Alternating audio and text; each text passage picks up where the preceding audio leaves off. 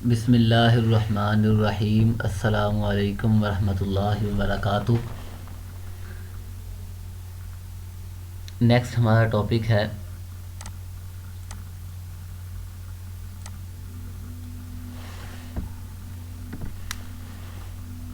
Isomorphic groups.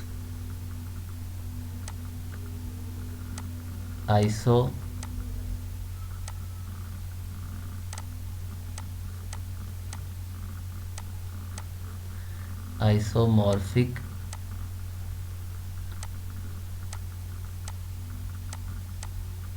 Groups. अगर हम layman language में बात करें तो आइसोमॉर्फिक ग्रुप से मुराद ऐसे ग्रुप जो हमारे पास सेम हो, आइडेंटिकल हो। कोई भी अगर हमारे पास दो ग्रुप हैं, एक जी है और एक जी डैश है,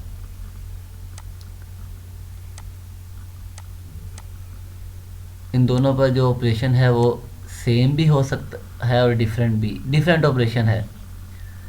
जी और जी डैश दो ग्रुप थे। अब ये आइसोमॉर्फिक तब होंगे अगर ये दोनों आइडेंटिकल हों, मतलब इनकी हम ये कह सकते हैं कि इनका लिबास डिफरेंट है, बाकी जो भी उसके अंदर चीज़ें हैं वो सेम हैं। आइडेंटिकल से क्या मुराद है? आइडेंटिकल से मुराद ये है कि अगर इस ग्रुप के पास चार एलिमेंट्स हैं जिनका ऑर्डर 2 है, तो इस ग्रुप के पास भी टोटल चार ही एलिमेंट्स होने चाहिए जिनका ऑर्डर 2 हो। आइडेंटिकल या हम ये कह सकते हैं सेम स्ट्रक्चर है, दोनों ग्रुप्स का जो स्ट्रक्चर है वो सेम है, तब हम कहेंगे कि ये आइसोमॉर्फिक हैं। अगर इन दोनों का स्ट्रक्चर सेम होगा। अगर एक ग्रुप के पास टोटल 5 एलिमेंट्स हैं जिनका ऑर्डर 5 है, तो दूसरे ग्रुप के पास भी टोटल 5 ही एलिमेंट होने चाहिए जिनका ऑर्डर 5 हो या 5 हो। तो इस ये है हमारे पास, यानी आइडेंटिकल स्ट्रक्चर, आइडेंटिकल हैं या उनका स्ट्रक्चर जो है वो सेम है। फॉर एग्ज़ाम्पल, जैसे हम बात करें S3 की, S3 में हमारे पास टोटल 6 एलिमेंट्स थे।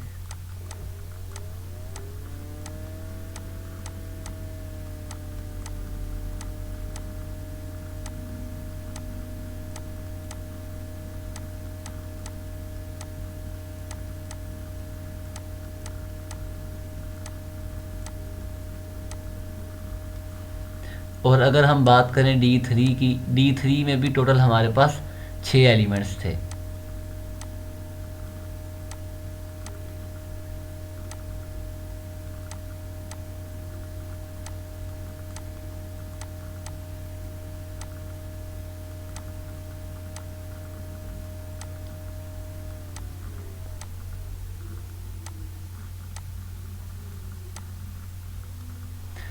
अब S3 में टोटल 3 एलिमेंट्स हैं जिनका ऑर्डर 2 है, और D3 में भी 3 एलिमेंट्स हैं जिनका ऑर्डर 2 है।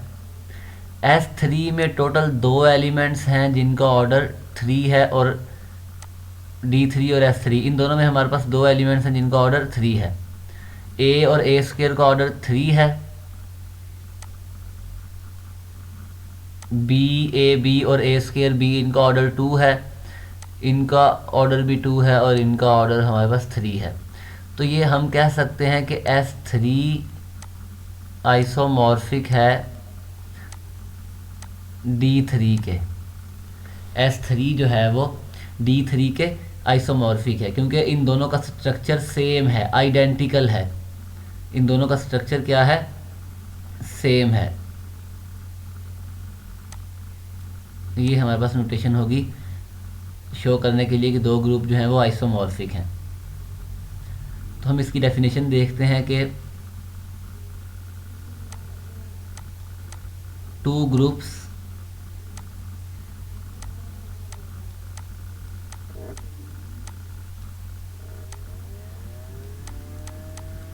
G and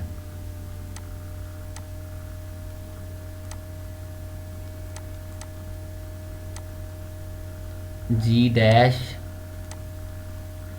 are said to be isomorphic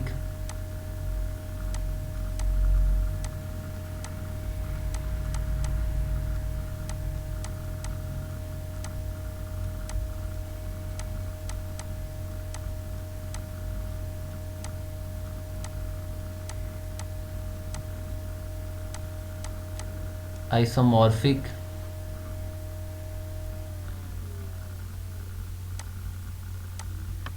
if there exist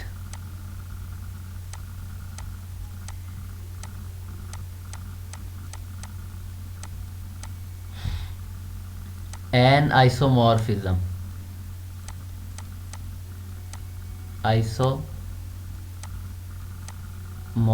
between G and G dash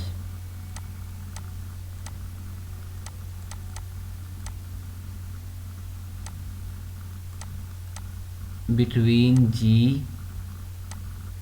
and G dash. Isomorphism क्या है? एक 1:1 होमोमॉर्फिज्म, यानी एक बाइजेक्टिव होमोमॉर्फिज्म अगर हमारे पास एग्जिस्ट करे G और G डैश के दरमियान, तो हम कहेंगे G और G जो है वो G और G डैश जो है वो आइसोमॉर्फिक हैं। मतलब हम कहना चाहते हैं कि हमारे पास दैट इज़ एक फंक्शन फाई हो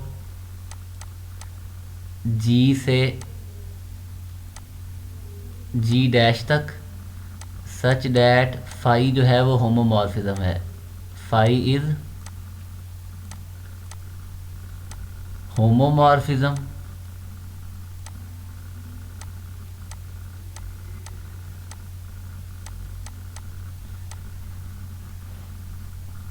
नेक्स्ट,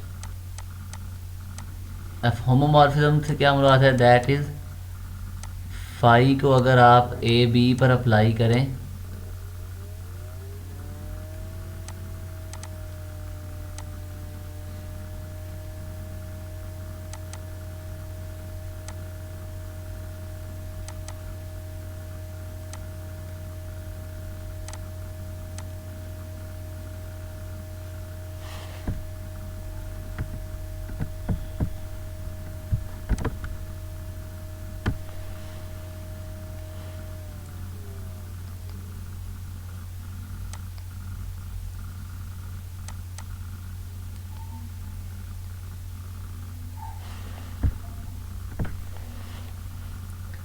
फाई को अगर हम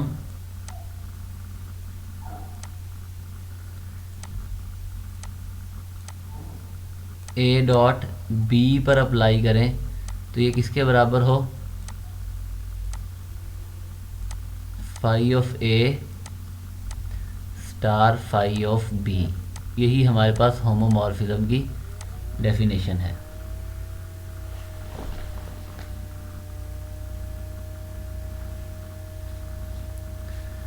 इसके बाद फाई जो है वो हमारे पास 1:1 भी हो और ऑन टू भी हो। Phi is bijective.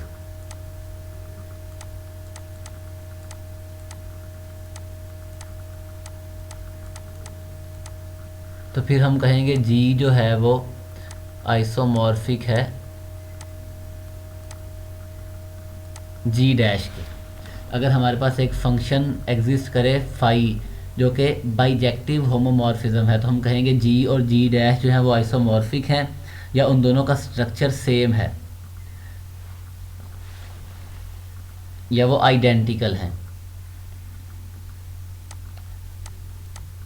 To isomorphic groups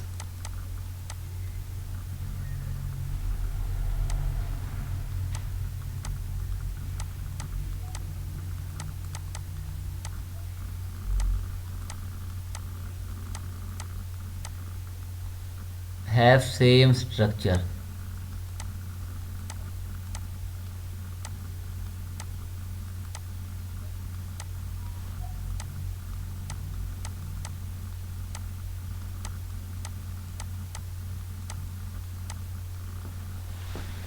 Two isomorphic groups have same structure. The only difference between them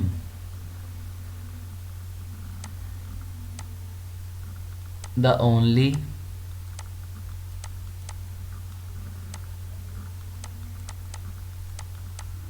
difference between them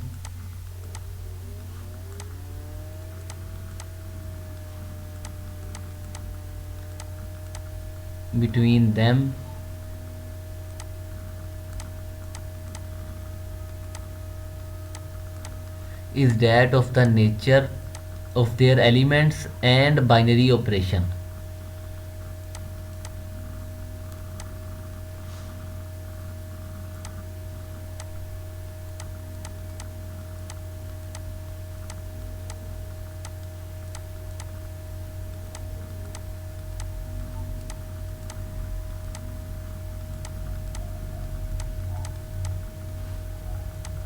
Elements and binary operation.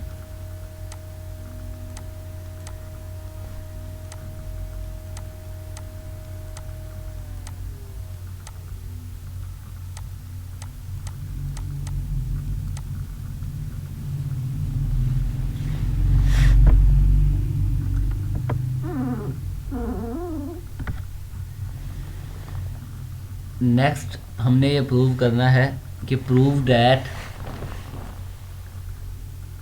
Theorem है हमारे पास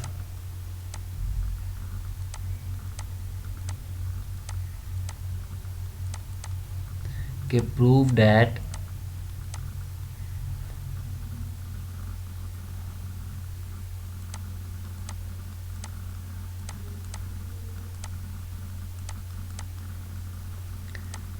an isomorphism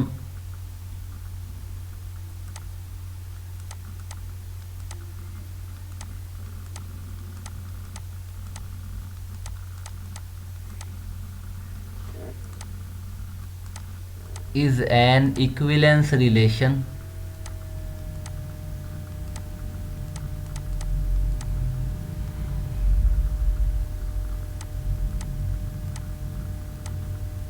equivalence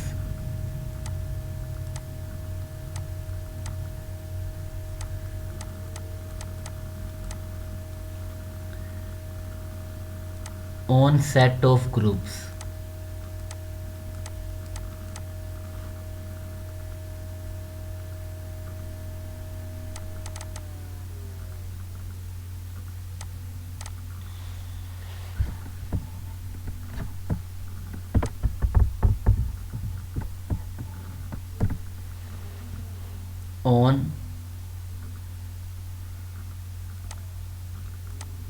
on set of groups, मतलब कि जो relation हमारे पास ये relation है equivalence isomorphism, ये जो रिलेशन है ये सेट ऑफ ग्रुप्स पर एक इक्विवेलेंस रिलेशन है, मतलब ये रिफ्लेक्सिव भी है। कोई अगर आप एक ग्रुप लें तो वो अपने आप के आइसोमॉर्फिक है। अगर आप दो ग्रुप ऐसे लें कि एक ग्रुप जो है वो दूसरे के आइसोमॉर्फिक है, कि जी वन जो है वो जी2 के आइसोमॉर्फिक है, तो फिर जी2 जो है वो जी1 के आइसोमॉर्फिक होगा, यानी सिमेट्रिक होगा, रिफ्लेक्सिव, सिमेट्रिक और ट्रांजिटिव। अगर जी1 जो है वो जी2 के आइसोमॉर्फिक है और जी2 जो है वो जी3 के आइसोमॉर्फिक है, तो फिर जी1 जी2 के आइसोमॉर्फिक होगा। हमने ये प्रूव करना है।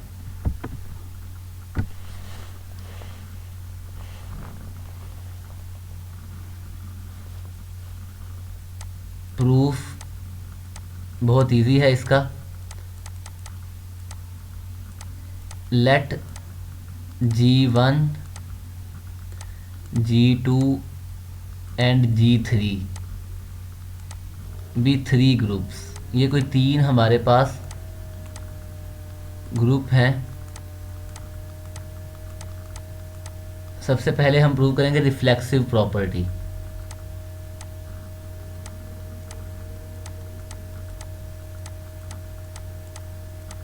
रिफ्लेक्सिव प्रॉपर्टी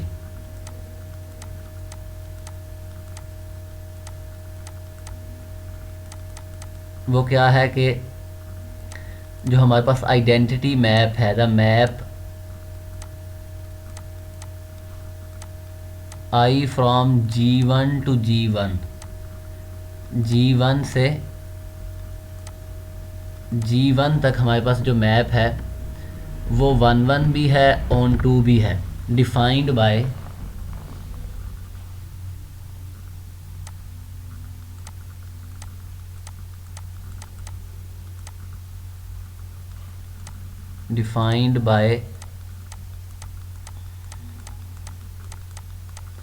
कि जिस एलिमेंट पर आप अप्लाई करेंगे जो इनपुट है वही हमारे पास आउटपुट है, या हम इसे x की बजाय g कह देते हैं। For all g belongs to g1, ये हमने फंक्शन डिफाइन किया है, आइडेंटिटी फंक्शन। अब ये हमारे पास आइडेंटिटी फंक्शन जो है ये बाइजेक्टिव भी है और होमोमॉर्फिज्म भी है, क्योंकि अगर हम चेक करना चाहें, हम i को अप्लाई करें g1 प्लस g2 पर, फॉर एग्ज़ाम्पल हमारे पास जो ऑपरेशन है वो एडिशन है, तो आउटपुट में क्या आएगा g1 plus g2 by definition. तो ये किसके बराबर है, ये बराबर है i को g1 पर अप्लाई करें और i को g2 पर अप्लाई करें। तो क्लियरली ये होमोमॉर्फिज्म भी है, 1 1 भी है, ऑन टू भी है। तो हम ये कह सकते हैं g1 जो है वो आइसोमॉर्फिक है g1 के, यानी अपने आप के ही ये आइसोमॉर्फिक है।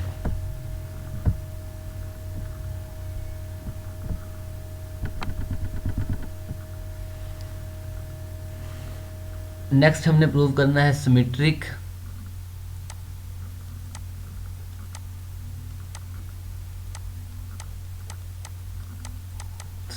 प्रॉपर्टी।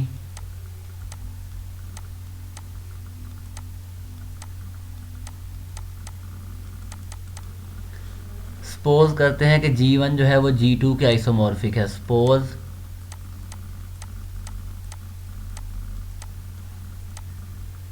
g1 जो है वो आइसोमॉर्फिक है g2 के। अगर g1 g2 के आइसोमॉर्फिक है then there exist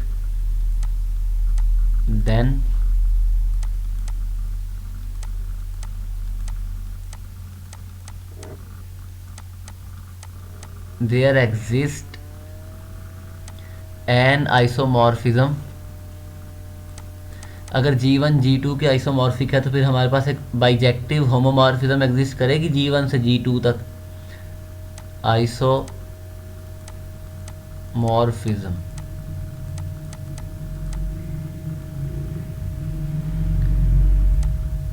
phi from g1 to g2। अब क्योंकि फाई बाइजेक्टिव है तो इसका इन्वर्स भी होगा, क्योंकि बाइजेक्टिव फंक्शन का ही इन्वर्स एग्जिस्ट करता है। सिंस फाई इज़ बाइजेक्टिव या phi is homomorphism and bijective,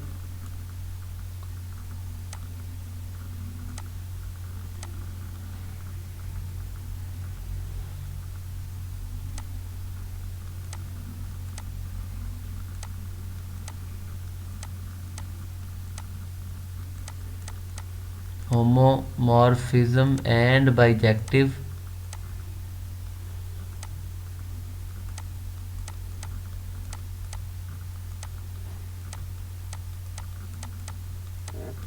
तो हमारे पास इसका इन्वर्स एग्जिस्ट करेगा। तो देयरफॉर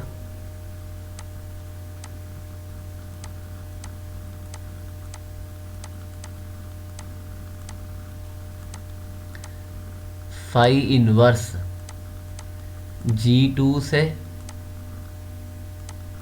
g1 तक, g1 तक is an isomorphism.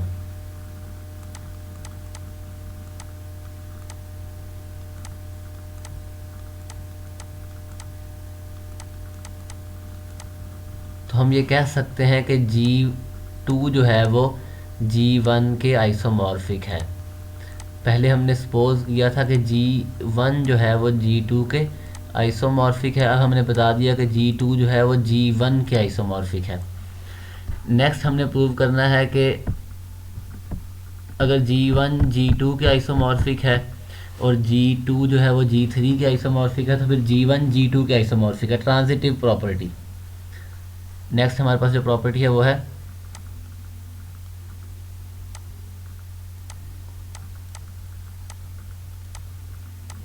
Transitive.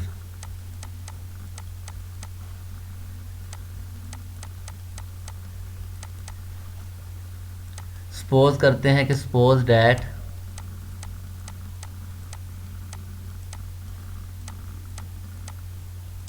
G1 जो है वो G2 के आइसोमॉर्फिक है एंड G2 जो है वो G3 के आइसोमॉर्फिक है। Then there exist phi1 and phi2। phi1 जो है वो हमारे पास फंक्शन है, आइसोमॉर्फिज्म है from G1 to G2 and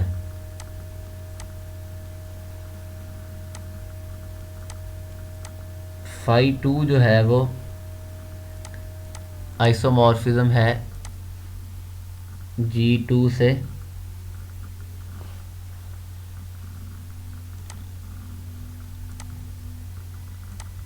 G3 तक।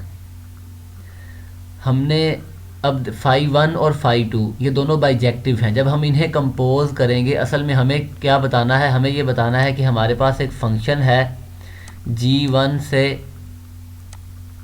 G3 तक जो होमोमॉर्फिज्म भी है, बाइजेक्टिव भी है, 1 1 भी है, बाइजेक्टिव है तो 1 1 भी है और ऑन टू भी है। अगर हम बात करें कंपोजिशन ऑफ फंक्शंस की, ये हमारे पास कोई x सेट है, ये y है और ये z है। f कोई भी फंक्शन है हमारे पास x से y तक और g जो है ये कोई भी फंक्शन है y से z तक। अब अगर मैं फंक्शंस को कंपोज करना चाहता हूँ तो मुझे GOF मैं इस तरह से कंपोज कर सकता हूँ, क्योंकि जब मैं इसे x पर अप्लाई करूँगा तो मेरे पास आएगा G of f of x। क्योंकि x f की डोमेन में था तो पहले f x पर अप्लाई होगा, फिर दोबारा G f ऑफ x पर अप्लाई होगा।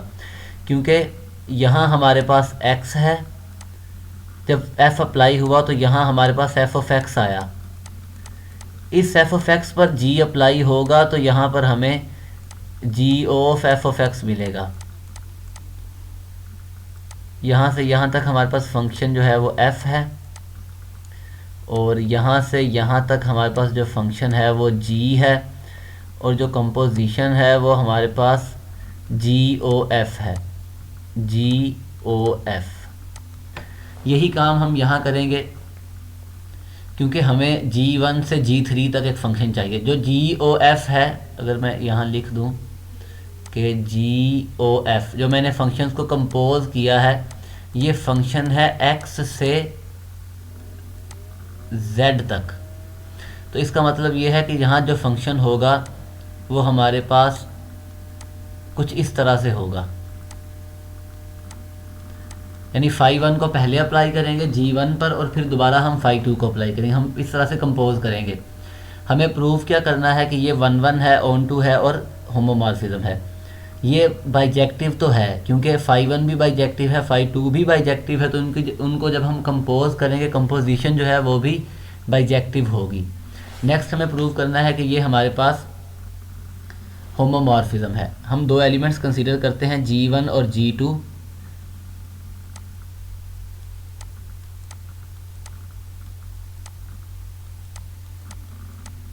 G1 और G2 इन पर हम इनको अप्लाई करते हैं। पहले हम phi1 को अप्लाई करेंगे तो हम इसे लिख सकते हैं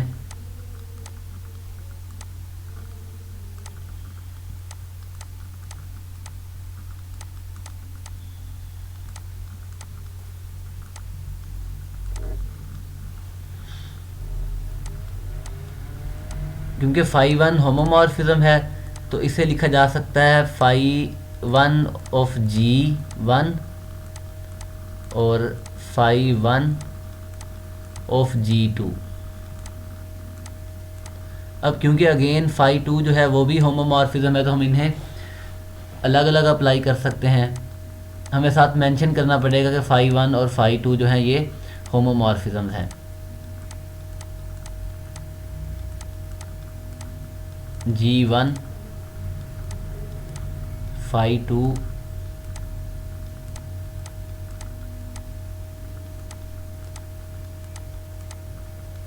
और इन्हें हम इस तरह से लिख सकते हैं phi2 कंपोजिशन phi1 और इसे अप्लाई किया G1 पर और इसे हम लिख सकते हैं phi2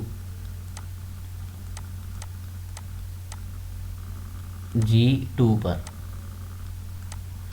इसका मतलब ये है कि हमारे पास जो फाई है phi2 कंपोजिशन phi1 ये होमोमॉर्फिज्म है, ये हमारे पास होमोमॉर्फिज्म है, हम ये कह सकते हैं।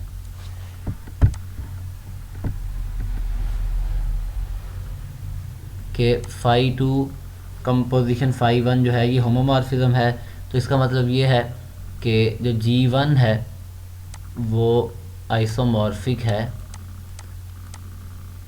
G3 के।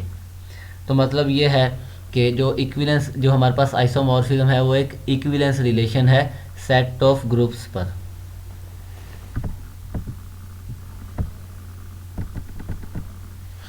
नेक्स्ट डेफिनेशन है हमारे पास कर्नल ऑफ होमोमॉर्फिज्म।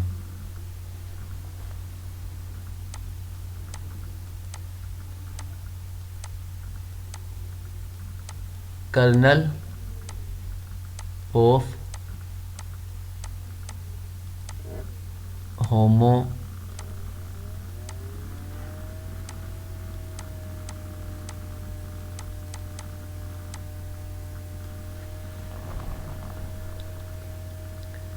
अगर हम कहें कि ये हमारे पास एक ग्रुप है G और ये एक ग्रुप है G डैश, यहाँ G डैश की आइडेंटिटी है E डैश, ये G डैश है और ये G है, और फाई जो है वो होमोमॉर्फिज्म है G से G डैश तक। तो कर्नल जो है, कर्नल ऑफ होमोमॉर्फिज्म, फाई का जो कर्नल है, कर्नल फाई,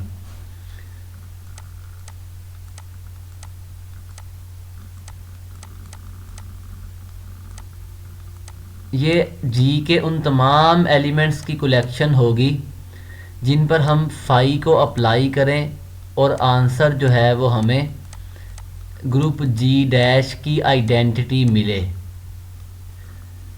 यहाँ फॉर एग्जांपल एलिमेंट्स हैं, हम अप्लाई करें आंसर E डैश आए, फाई अप्लाई करें आंसर E डैश आए, तो ये हमारे पास कर्नल है, कर्नल ऑफ ग्रुप होमोमॉर्फिज्म। शर्त है कि फाई होमोमॉर्फिज्म हो, उन तमाम एलिमेंट्स की कलेक्शन, जी के वो तमाम एलिमेंट्स जिन पर फाई को अप्लाई करें और आंसर क्या आए ई डैश, तो उसे हम कहेंगे ये कर्नल फाई है। इसकी डेफिनेशन देखते हैं कि let G and G dash, या हम कहते हैं let phi from G to G dash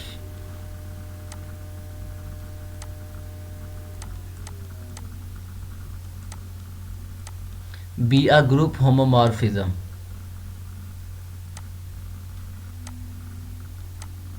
be a group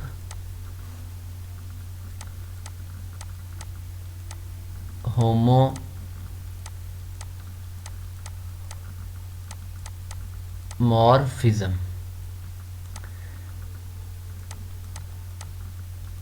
Then the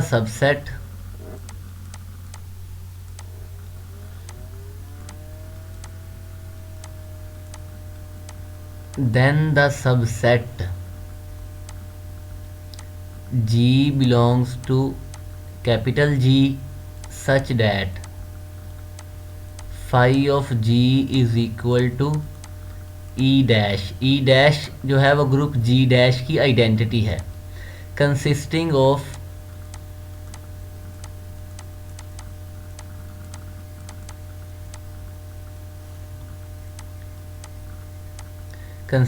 of all elements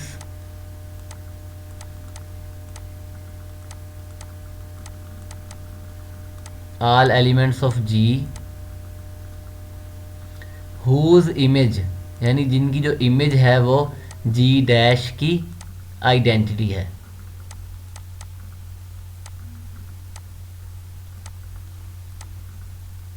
whose image is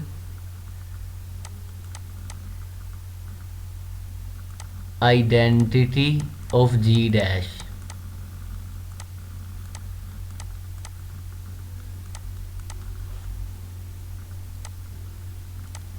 is called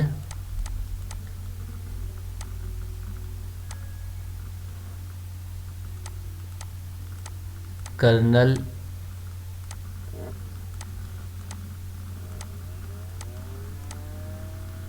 of phi. It is denoted by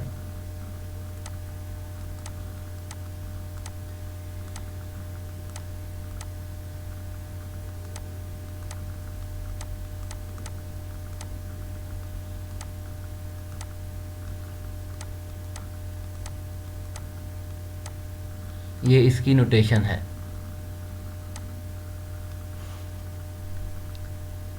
तो हम इसे इस तरह से लिख सकते हैं,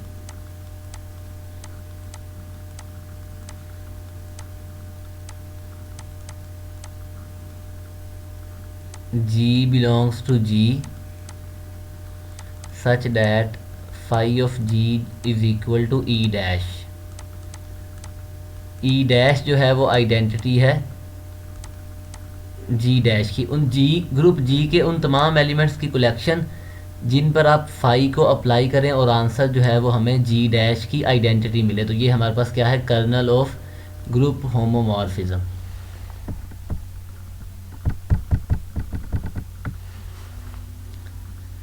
नेक्स्ट एक एग्जांपल है हमारे पास के लेट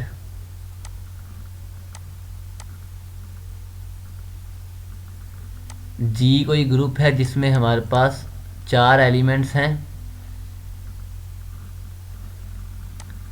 +-1 और + आयोटा, यानी 1 के 4 रूट्स हैं। ये ग्रुप है be a group under multiplication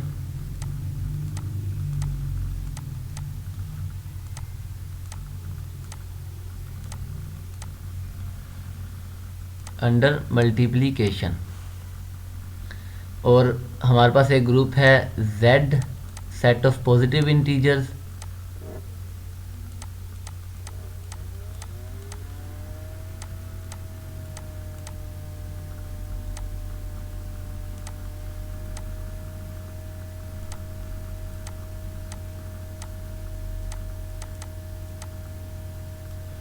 ठीक है। ये ग्रुप है under addition.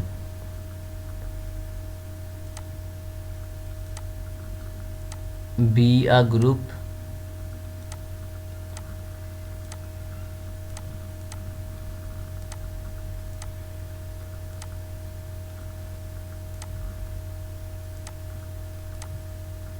Under addition.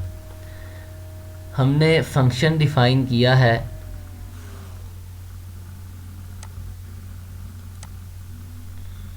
we define a map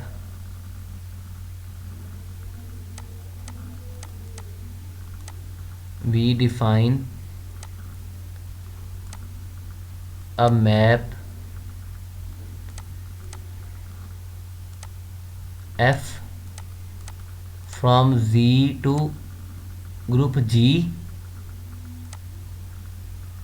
by, किस तरह डिफाइन किया है कि आप f को जब किसी भी इंटीजर पर अप्लाई करें तो आंसर में हमें मिले i raise to power n, iota raise to power n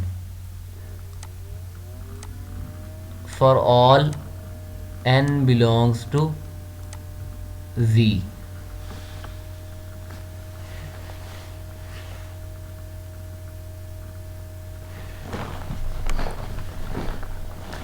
phi जो है, जो f है वो हमारे पास होमोमॉर्फिज्म है।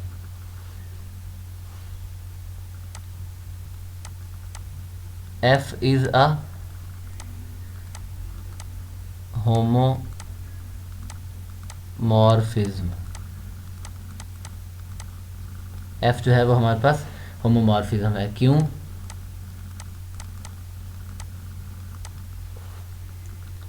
अगर हम एफ को अप्लाई करें n1 प्लस n2 पर, तो ये किसके बराबर है? Iota raise to power n1 plus n2, और इसे हम लिख सकते हैं iota raise to power n1 और iota raise to power n2, और ये किसके बराबर है? f ऑफ n1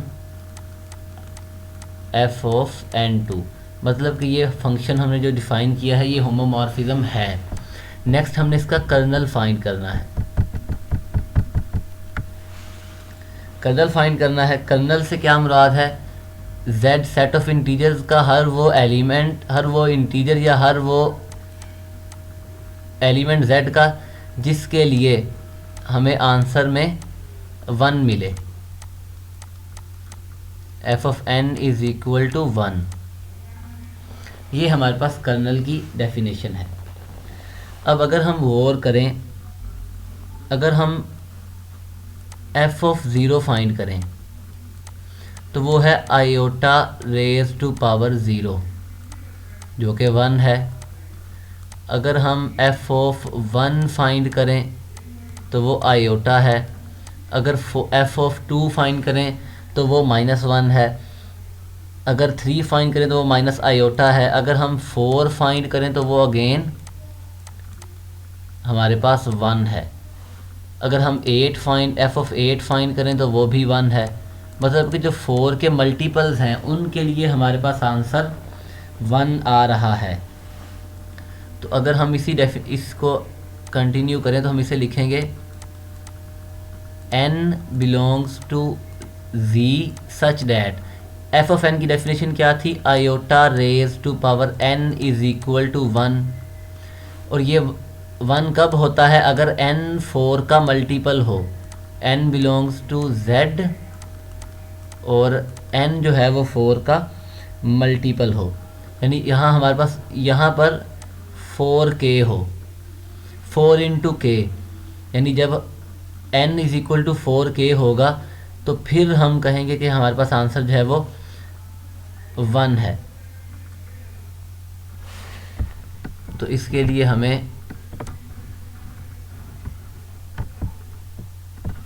यहाँ लिखेंगे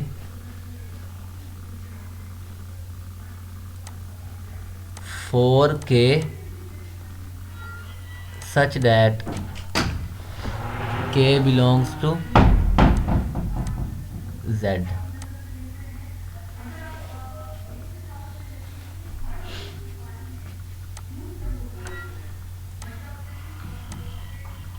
और ये बराबर होगा 0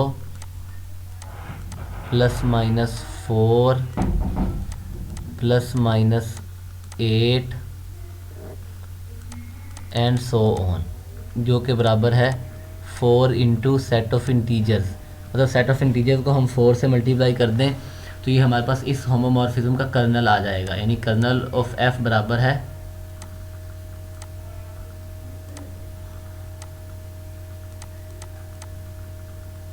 4z।